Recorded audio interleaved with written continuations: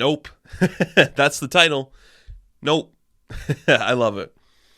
Jordan Peele, man, you know how to make a great title for your film. Look, it's Nope, everybody. Jordan Peele has slowly but efficiently built a name for himself in this industry as somebody to keep an eye out on. He's made two pretty interesting films before this one. Get Out was a revolutionary film that put him on the map, said, hey, this guy knows how to direct and write and create a masterpiece. Us is a good follow-up. It's not as good as Get Out, but it's like, okay, now we see the more interesting angles you're going to play with. Let's see what you got for us next. He kind of built himself as this horror director, kind of like this thriller, suspenseful narrative guy. So what else does he have in store for us? And then Nope comes out. The middle of July, or towards the end of July, the middle of blockbuster summer season. And you got to think to yourself, can a horror suspense director pull off a big swing for a wide release in the middle of summer? The answer is yes, because what's actually happening here is he did not make a horror movie in the traditional sense. What he made was a blockbuster movie.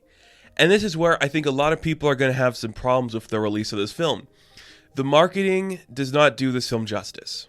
And I don't know if it's because Peele said we're going to market it like a horror film, people are going to come in and be surprised, or if because Jordan Peele's name was attached to this, the trailer editors and the people behind the scenes of the marketing said, oh, this is going to be intense and thrilling and scary in a horror movie. It's not. There are intense beats, there are suspenseful beats, there is some horror elements, but this, more than anything else, I think released today, is like a classic blockbuster. And that's such a weird thing to say, but I have so many interesting thoughts when it comes to this film. In particular, I think it is definitely homaging classic blockbusters. People will throw out Jaws and Close Encounters and Signs as the aesthetic or the story kind of beats this is going for, and I don't think that's a bad thing.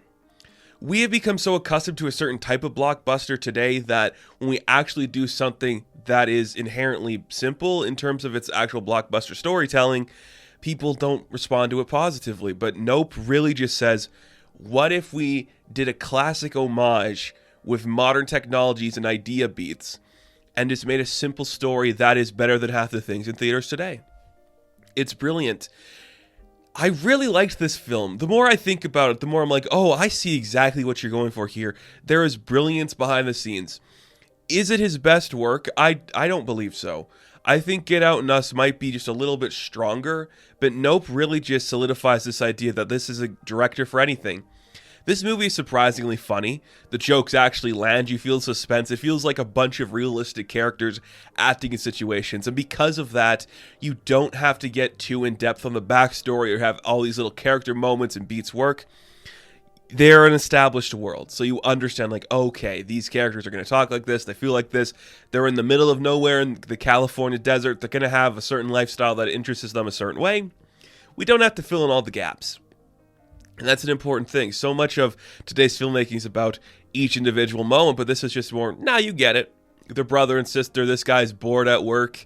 You know, this guy had a traumatic experience and now he wants to kind of like recapture that magic that brought him to the certain thing. Like, you understand the beats so perfectly, we don't have to over-explain them for you. And it's really cool to kind of see that. I really dug that. And of course, like the casting in this is really cool. You know, Daniel Kaluuya kind of leads this thing. A very subtle performance from him, which I kind of like to see. This guy who's not really good with looking people in the eye or the confrontation stuff, but he's still trying to like be the son his father wanted him to be, and I think it's cool. Steve Ewan, a really interesting role for him. What they do with that character, I think, is the biggest surprise for me because it just goes into a bunch of different directions. So you're like, oh, this feels like it shouldn't be the story we're going for with him. But it's pretty interesting. They kind of make him this sympathetic character, but he also learns the wrong lessons from his sympathetic nature, which I think is kind of impressive to see. I don't remember the guy who plays the IT dude, like that actor, Brandon Herrero or something close to that. I really liked him. He's like the perfect comic relief, and yes, there's got to be a comic relief in these things. He does a great job. He's really good at it, and it looks fun. He did good. But, of course, the standout to me is Keke Palmer. I've liked this girl for a long time, and I've been waiting for her to kind of like hit the mainstream again in a big way. She's always just quietly there, putting in good work. I just want to see her blow up and become something cool. She's got such a fun energy to her. I just want to see what else she can do. And she really sells kind of like the cool, distant sister coming back home just being like, oh, this is stupid, but really just, this is dumb. Let's deal with it in a way that probably we shouldn't. And that's kind of cool. Another like underlying factor I really like about this story, of course it's called Nope. It's just people responding to disaster in a interesting way. You could look at it a couple ways where it's like all the Caucasian audience members of a certain thing are obsessed with like the idea of the spectacle, which we'll get to in a minute here. And our black leads are like, hell no, we're not getting involved in that. That is definitely an idea Jordan Peele put into here. It's not heavy-handed or like thrown in there where you're like, oh man, he's clearly saying white people are stupid and they're obsessed with this thing. It's more like, nah, these people understand what's going on here. And they're not going to get involved in the way these other audience members did, which I think is very interesting. And that's the thing, too. After seeing a couple interviews and just, like, Jordan Peele talking about this film, he said he kind of wrote it as, like, a look at our obsession with spectacle and theatrics. And after hearing that statement, I really like what that was presented in here. Because the idea is, I don't really want to get too spoilery in this review. The idea is, like, there's this thing that's kind of stalking this one town, and the idea of it could be like, it's this huge, boisterous looking idea, and when you stare at it, like the spectacle of this being, suddenly you become enthralled in it, and you miss completely how this spectacle might be a bad thing.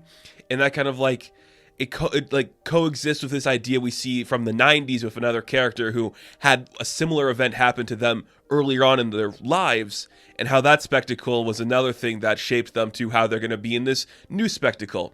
And I really like that. But it's also one of those messages that it's right there for you to understand, but a lot of people aren't going to understand it.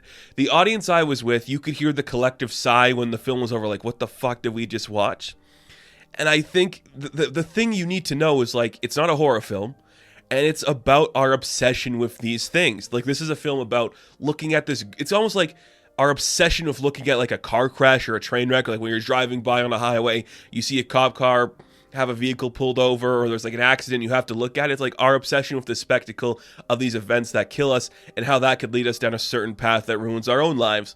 And the only way to like combat that is to ignore this thing and stay in your own lane and be your own individual. And I'm like, that's a really cool message that is right there. It is so surface level for you to see, but I don't know if everybody's going to see that, because they're like, I thought this was a horror movie. Why is it trying to emulate this story from the 90s of this guy on a TV show for a certain animal with this weird alien-esque idea being presented in the sky? And you're like, because it's all about how humans built this idea of spectacle for ourselves and how we become obsessed and can't escape that, and then it eventually just consumes us. It literally just consumes us. And that is such an obvious thing that this story is presenting that is going over people's heads, and I get it.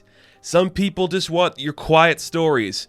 But I'm just going to say this. I'm putting Nope in this category of things like Top Gun Maverick, of The Batman, of RRR, where it's taking the blockbuster formula and giving us a cohesive narrative that's actually saying something. I really like that. And that's really cool. See, look, the jokes land. That's impressive. The self-incestuous parody of Hollywood's kind of cool. One of my favorite scenes that I was just smirking like a motherfucker at in this film was there's this scene towards the end. We have this film director coming in to get the perfect shot of the thing, and you just like, he brings this old style camera and you're like, that's hilarious. But then they might have the picture of the thing perfectly caught, and he just looks into the sun and goes, that lighting's magic right now. And I'm like, I knew right then, like, oh, Jordan, you know how to write this character. Because, yes, it is a joke about Hollywood where it's like, oh, instead of using a real horse, we can use a CGI horse. It's just, yeah, it's funny. It's simple. It's like a blockbuster. It's making fun of itself while existing on the same level as things like Jaws and Close Encounters. And that's kind of cool. The directing is great. The way Peele moves the camera is beautiful. Like the way it's constructed, just like the aerial shots, the bird's eye view shots, everything is so cool. He knows how to move the camera. He knows exactly where to put it. He knows how to build up suspense and then drop that suspense, so it's like a perfectly balanced thing. Oh, is it cool. I really like this film. I'm not saying it's brilliant, because it's not. The ideas are standard. The acting is pretty good, but you've seen better from other works of his. It's just a really enjoyable time if you're willing to accept the fact it's talking about why we are obsessed with ideas. And that's kind of something I like. I just like seeing that idea presented, you know? And maybe it's like a self-aware film where, like, if we become obsessed with what Nope is trying to say, it itself is consuming us the way the thing in Nope is consuming the people of this town. Maybe that's what it's trying to say, and that could be an interesting area to explore. But I walked away with this with a smile on my face. I got my money's worth, and if that's what you're trying to do with a blockbuster, where I walk away like, oh man, that looked really good, like the actual exterior shots and the wide camera angles and the actual CG and just everything looking really good with some great actors that I enjoy seeing in a very intense scene on a film set in the 90s with a certain animal. Like, if I walk away from that feeling I got my money's worth and I was not let down and there was never a single moment where I'm like, okay, let's wrap this up, you've done something right. I think this is the best blockbuster of the year. Well, maybe not on Top Gun Maverick's level, but I think really in this season, like in this summer season, Maverick and the Bat were kind of earlier on in the season. In the heat of this moment of this summer season, there has not been anything like Nope. I think what it's trying to say is really cool. I think the storyline is really interesting. I love when a film can homage classic film and people completely miss that, because this generation, and this isn't anything bad, I'm just saying this generation isn't looking at those things. When you walk out of a theater and everyone's like, well, that's stupid. And you're like, no, but this is the plot of Jaws. They're doing Jaws. Can't you see that? The first blockbuster ever made, and they're doing it today in this self-aware parody of Hollywood with these people who understand the nature of spectacle could ruin your lives, and you should just stay in your own closed-off idea before the idea of spectacle consumes you and you get lost in your own ideas. That's what it's doing, and I'm like, that's awesome. I really like Nope for that, and I think this movie is really cool. Really cool. Keke Palmer, I love her. I hope she does more work. So Nope. Nope. Nope. Nope. I'm going to give an 8 out of 10. And thank you guys for watching this review. Be sure to like and subscribe to the channel. As always, you can check me out on Instagram, TikTok, and Twitter. And as always, I will catch you in the next one. Have fun. Stay safe. Good luck.